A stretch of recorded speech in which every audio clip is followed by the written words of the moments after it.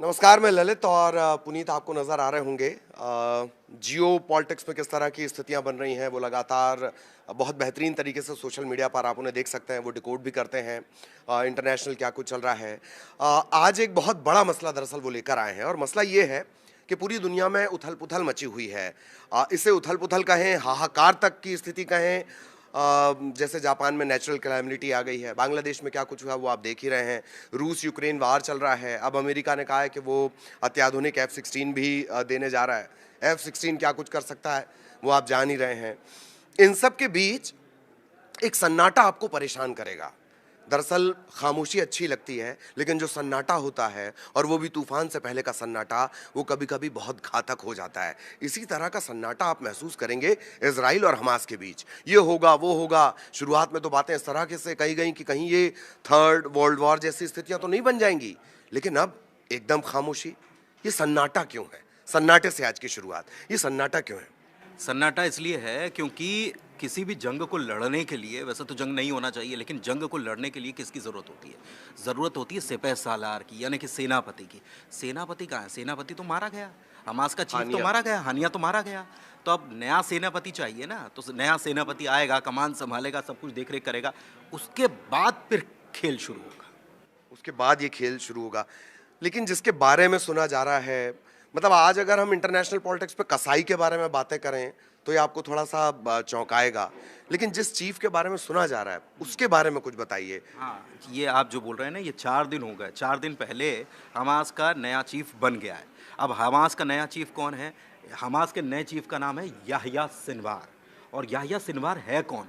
ये कितना खतरनाक है? ये मतलब आप सुनेंगे ना तो रोंगटे खड़े हो जाएंगे कि ये कितना खतरनाक है और किस कदर का नेता है ये। आप सोचिए कि हमास के कमांडर को इसने मरवा दिया था। हमास के कमांडर को, जो हमास का चीफ बना है, इसने एक बार हमास के कमांडर को मरवा दिया था। तो इसकी बहुत सारी कहानियां, और ऐसी कहानियां जो रोंगटे खड़े कर देंगी। मतलब और जैसे मैंने अभी जिक्र किया, कसाई भी इसे कहा जाता है, इसकी क्रूरता के बड़े चर्चे हैं। हाँ। और मतलब ये मान के चलिए कि एक ऐसा सेनापति जो अपनी पूरी सेना को इतना हिंसक बना सके, वो सारी खूबियां इसमें हैं। सारी खूबियां इसमें हैं, और सबसे बड़ी बात यह है कि इसको खान यूनिस का कसाई कहा जाता है। अब ये खान यूनिस है क्या? दरअसल 1948 में जब इसराइल बना, उसका गठन जब हुआ, तो जितने भी फिलिस्तीनी थे उनको कर दिया गया बाहर। अब वो शरणार्थी कैंप में रह रहे थे, और ये खान यूनिस वही जगह है जो शरणार्थी कैंप है ना, ये वही जगह है। और यहाँ पर ये याह्या सिनवार के माता पिता भी वहाँ पर रिफ्यूजी के तौर पर रहने चले गए। अब 1889 की माफ़ कीजिएगा 1989 की मैं बात बता रहा हूँ। तब ये याह्या सिनवार की उम्र थी 19 साल। अब 19 साल उम्र ही कितनी होती है?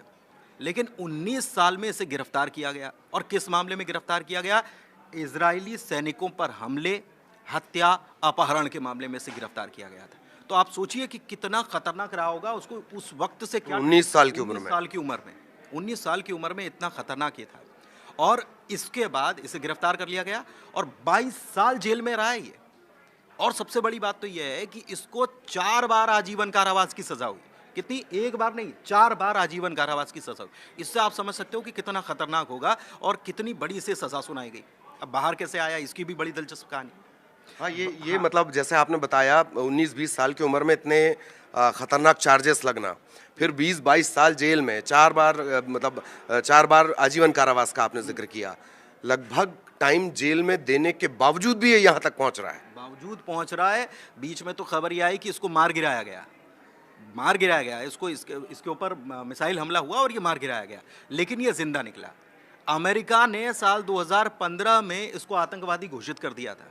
इससे आप समझो कि ये कितना खतरनाक है। और ये बताया गया कि मर गया, लेकिन वापस जिंदा है, और जिंदा ही नहीं है बल्कि अब ये कमान भी संभाल रहा है। तो ये आप समझिए। इसके अलावा मैं आपको एक चीज़ और, हाँ। ये बाहर कैसे आया? ये सबसे बड़ी कहानी ये है कि बाहर कैसे आया ये। जब सज़ा हो गई 4 बार के आजीवन कारावास।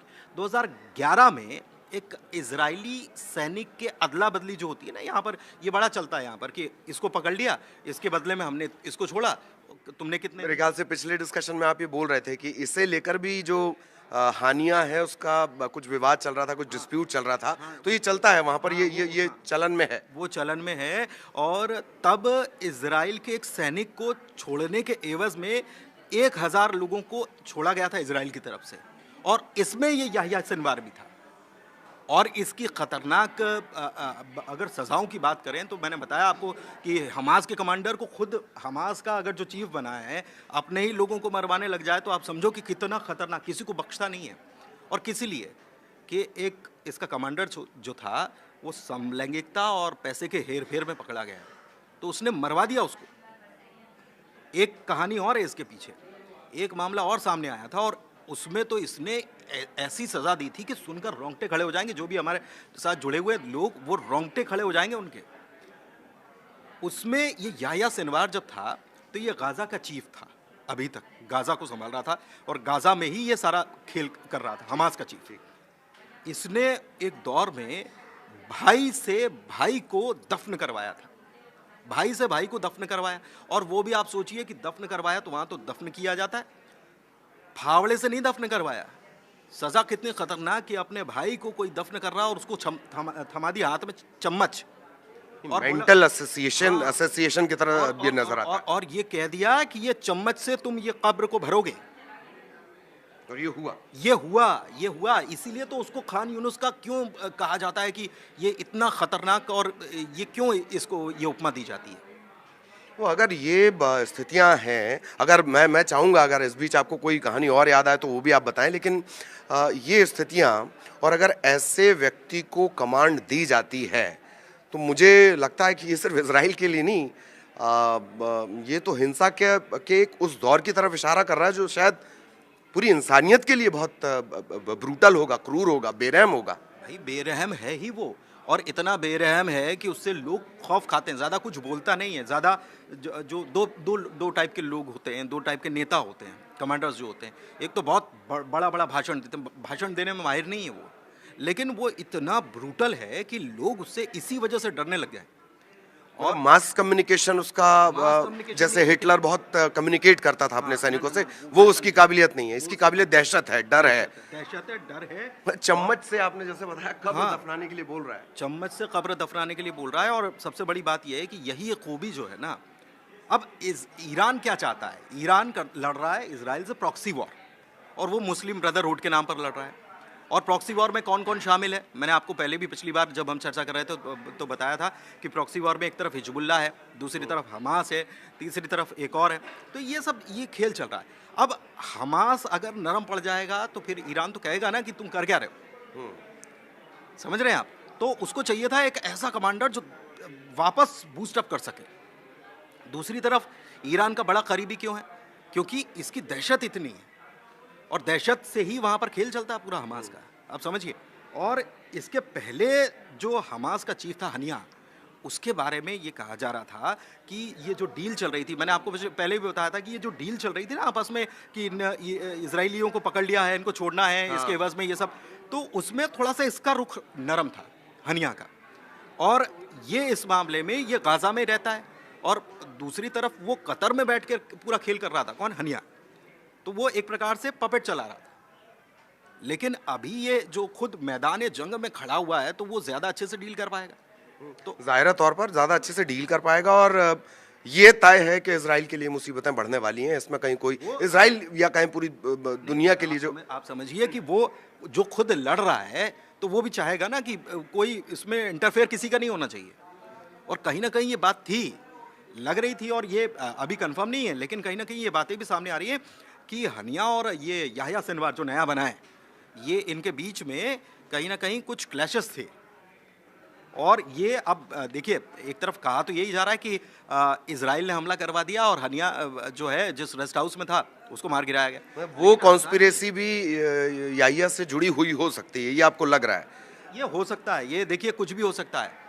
जो IRGC जो जिस कमांडर ग्रुप जहाँ पर सुरक्षित था वो हनिया, वो आप समझिए कि वो बहुत पावरफुल ग्रुप है, और उसकी सुरक्षा में सेंध लगाना कोई आसान काम नहीं है। मतलब ठीक है, इजराइल की अपनी इंटेलिजेंस है, सब कुछ है, लेकिन 2 महीने पहले बम लगा दिया और वहाँ चेक नहीं होता होगा, ऐसा कुछ होता नहीं है। मतलब ये थ्योरी बहुत सारी हो सकती है।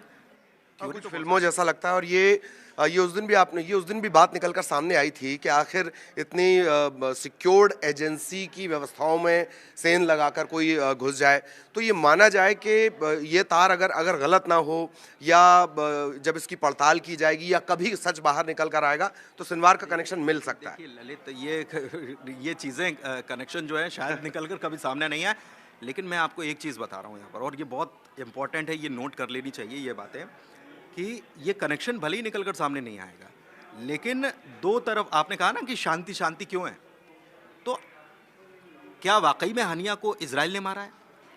और ईरान तो कह रहा था कि हम अटैक कर देंगे लेबनान, हमारे भारत में कह दिया गया कि लेबनान छोड़ दो भाई, हमारे भारत और दूसरे एडवाइजरी जारी कर दी कि लेबनान छोड़ दो, आप अपने आप को सुरक्षित करो, लेकिन वैसा अभी नहीं हो रहा है।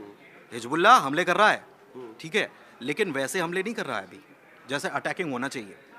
तो हम भी चाहते हैं कि शांति हो, हर कोई चाहता है कि शांति हो, और शांति से अगर मसले हल हो जाएं तो हो ही जाने चाहिए, वही सबसे बेहतर है। वही सबसे बेहतर है। लेकिन आप समझिए कि एक खूंखार, खतरनाक और कसाई, जिसको कहा ही जाता हो कि ये खान यूनिस का कसाई है, अगर उसको कमांडर बना दिया है तो आगे क्या होने वाला है आप समझ सकते हैं। इससे अंदाज़ा लगाया जा सकता है किस तरह से। और ये बात भी है, आज हम जब हिटलर की बात करते हैं तो हम उसके उस कैंप को याद करते हैं जहाँ पर सैकड़ों लोगों को एक साथ गैस चैम्बर में किस तरह से मारा गया, किस तरह से क्रूरता और यातनाएं दी गईं।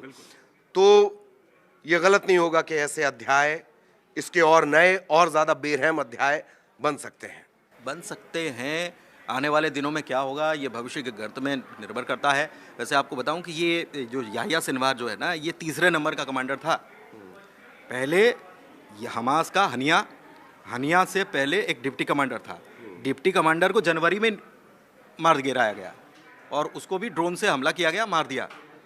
पहले डिप्टी कमांडर मरा, फिर चीफ मरा, और इसके बारे में कहा गया था कि ये मर चुका है, लेकिन ये निकला और बाहर आके अब ये कमान संभाल रहा है हमास की। तो आप ये देखिए कि ये क्या होने वाला है, मतलब ये आप समझिए कि कुछ बड़ा होने वाला है, ऐसा लग रहा है। और ये उसी के पहले की शांति है, कुछ बड़ा होने वाला है। और बड़े से ज़्यादा इसके लिए शब्द चुनना चाहिए कि कुछ और बेरहमी के नए अध्याय आने वाले हैं। युद्ध अपने पीछे हमेशा एक त्रासद इतिहास छोड़कर जाता है, और युद्ध में जो पीढ़ियाँ तबाह होती हैं, उनकी जो तकलीफ़ें हैं वो सालों साल कोट की जाती हैं। यही युद्ध की सबसे बुरी और त्रासद कहानी है, और शायद अब वो बढ़ने वाला, और ये जो खामोशी, जिस सन्नाटे से बात निकली थी, ये सन्नाटा उसी तरफ इशारा करता है। बहुत धन्यवाद।